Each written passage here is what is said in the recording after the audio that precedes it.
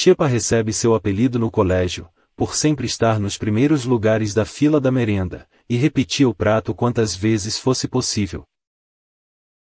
Nessa época, existiam basicamente 4 tipos de pichações: frases, propaganda, grafite e punk. O primeiro tipo eram frases de protesto contra o regime militar, geralmente ligados aos estudantes.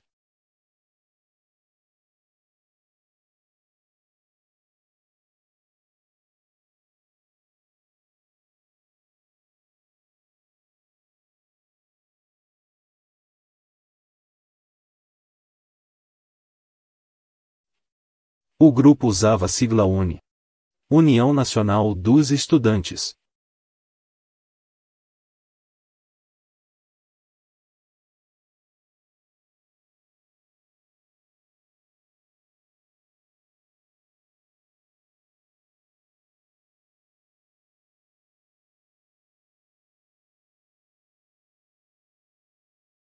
Entre as frases pichadas, a mais conhecida era "Abaixo a ditadura".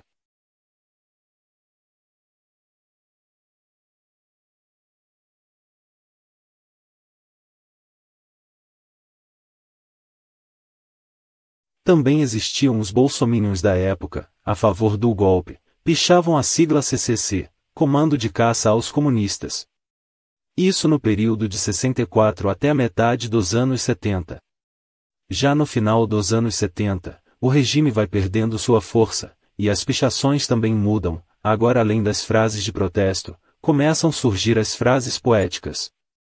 Algumas dessas frases se repetiam tanto que viravam bordões, ou a própria identidade do autor. Se lá canto provoca maremoto.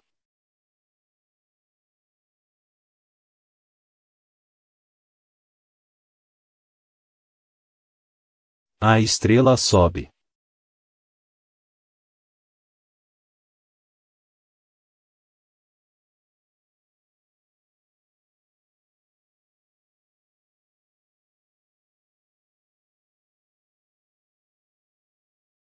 E ler FAMU. Isso no Rio de Janeiro.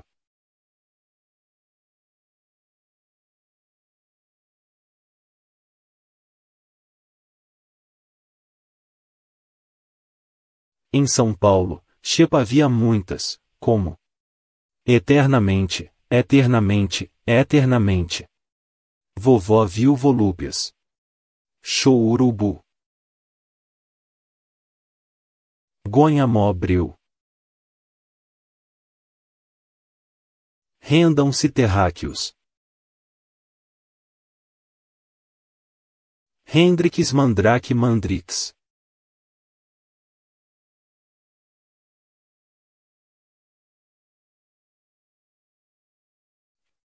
É difícil.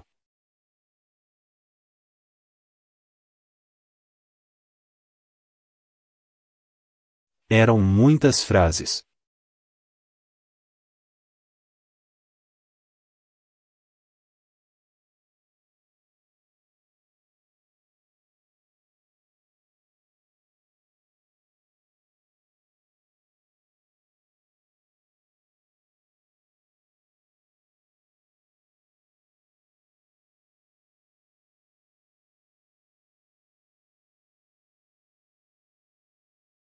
Nessa época, com o enfraquecimento do regime, surgem também os primeiros partidos políticos, e passam a pichar suas siglas.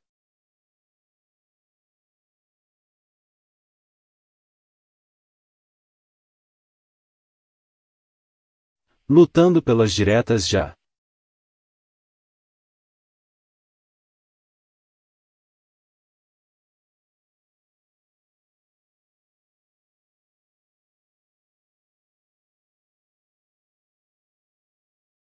O segundo tipo eram pichações de propaganda, como Casas Bahia, Pernambucanas e o mais conhecido entre nós.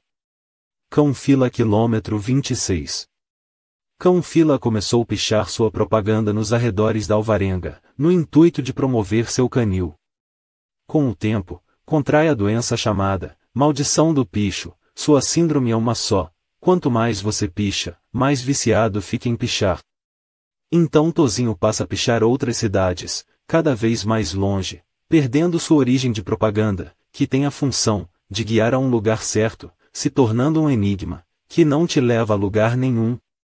Tanto que, a própria paranoica militar na época, não entendia nada, ficavam completamente perdidos, achando que, cão fila K26, poderia ser algum código de contraventores, para a comunicação de células comunistas. O terceiro tipo, eram os grafites. Na época, não se tinha diferenças, por muitas vezes chamados de pichadores também. Mas esse grupo tinha um estilo mais de desenho. Na técnica de stencil, trazida por Alex Valauri. E alguns à mão livre, como John Howard, que desenhava umas cabeças alienígenas.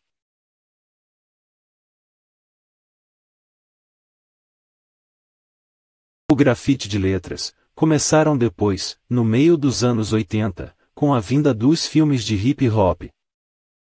O quarto tipo eram os punks, pichavam também frases de protesto, e nomes de suas gangues, ou bandas, às vezes o próprio apelido. Nessa época, o Brasil ainda se encontrava num regime fechado, e as poucas informações que chegavam, eram muitas vezes distorcidas. A molecada da época, ouviu falar de um movimento punk, que estava se alastrando pelo mundo. Em São Paulo, muitos meninos nem sabiam direito o que era aquilo, mas diziam ser punks, alguns tinham uma consciência maior.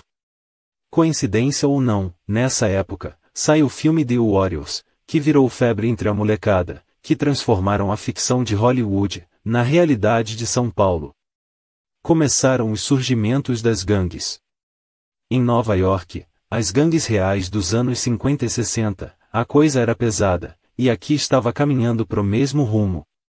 Você tinha que andar em alguma gangue para circular, não tinha escolha, se andasse sozinho, apanharia sozinho, numa gangue, a porradaria era distribuída. A molecada da época, estava com muita energia para gastar. Shepa então entrou numa gangue da sua área por volta de 78, foi convidado mais alguns amigos, a fazer parte da gangue Funeral Punks de Santo Amaro e região. Shepa era da segunda geração da gangue, que tinha sido formada alguns anos antes. Fomos bem aceitos, e ao longo do tempo outras gerações foram entrando, se tornando um grupo grande. Se tinha necessidade de crescer sua gangue para poder circular a cidade. E andávamos pelos 4 cantos da cidade buscando alguma casa de som para curtir. A pichação não era frequente, mas sempre que surgia alguma tinta, pichávamos alguma frase de protesto, ou mesmo nossa gangue que tinha um símbolo de uma cruz. Não se podia pichar qualquer lugar, geralmente eram avenidas conhecidas. Tinha que saber bem onde estava pichando, poderia ser área de outra gangue, e arrumaria uma guerra ainda maior. Na época, Shepa não reparou nenhuma pichação pessoal. Claro que sempre existiram nomes pichados, mas não eram continuados, eram nomes feitos uma única vez na vida, e nunca mais.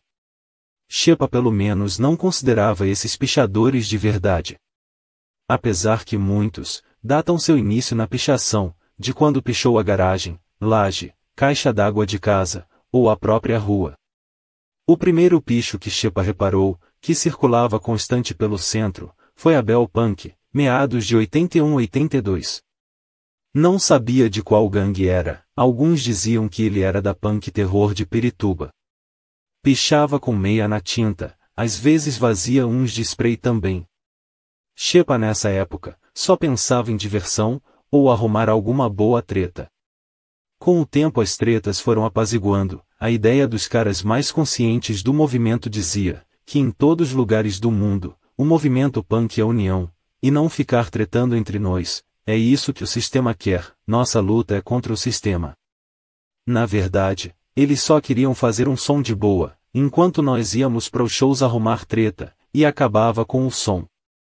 As tretas em São Paulo acabaram, conseguiram conscientizar a molecada, mas o instinto tribal humano ainda estava ali. Começou uma treta ainda maior, agora eram punks SP contra punks ABC.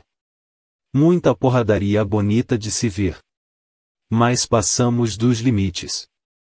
Algumas mortes aconteceram infelizmente.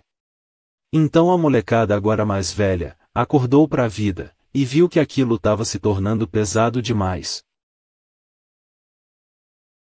No final de 82, conseguimos um fato histórico. Arrumamos espaço de um fim de semana no Sesc Pompeia, para um festival punk. Tínhamos que estar todos. A rapaziada do ABC teve a palavra que poderiam vir na paz, que as tretas já eram. E as bandas do ABC e SP tocaram todos ali. Algumas discussões ocorreram lá fora, mas nenhuma treta mesmo. A rapaziada passou a entender que o nosso inimigo era outro. A partir daqueles anos, já se podia circular a cidade na paz, surgiram os carecas ABC, tretando com punks da nova geração, mas agora eram tretas menores entre eles. Xepa já estava mais velho, com outras ideias na mente, trampava no centro essa época, e às vezes que encostava na São Bento, passava um filme na sua cabeça. Lembrava de sua geração punk, que se reuniam todos ali, com muita energia de meninos, em busca de tretas para se divertir.